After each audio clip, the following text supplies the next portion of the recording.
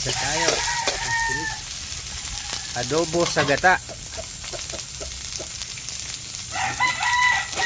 Yeah. Ayan na.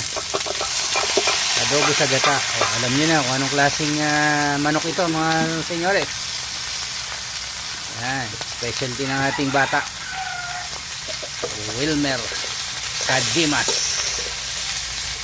Adobo sa gata. Yeah. Mamaya lang ayos na to. Yan, talagyan na ng gata. Adobo sa gata.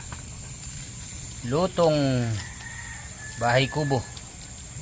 Lutong probinsya. Yan ang ating cook. Boss, kaway ka naman dyan, boss. Plastic. Yan, si Wilmer. Yan ang ating all around cook dito sa ating manukan. Okay, maya balikan natin to mga senyores.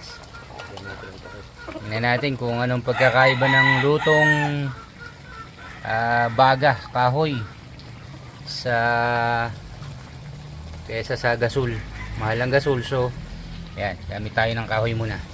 Okay, maya okay na to, tikman natin. Buta, parang si si Lupin the Great. Oh, Ano ba? okay. Halo.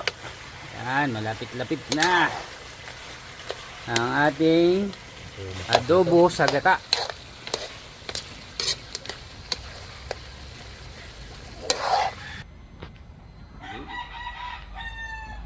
Minsan mas masarap kumain sa ganitong lugar lang. Bahay kubo.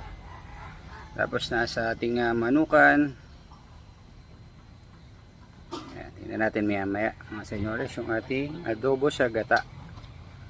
Okay. Update natin kayo mamaya.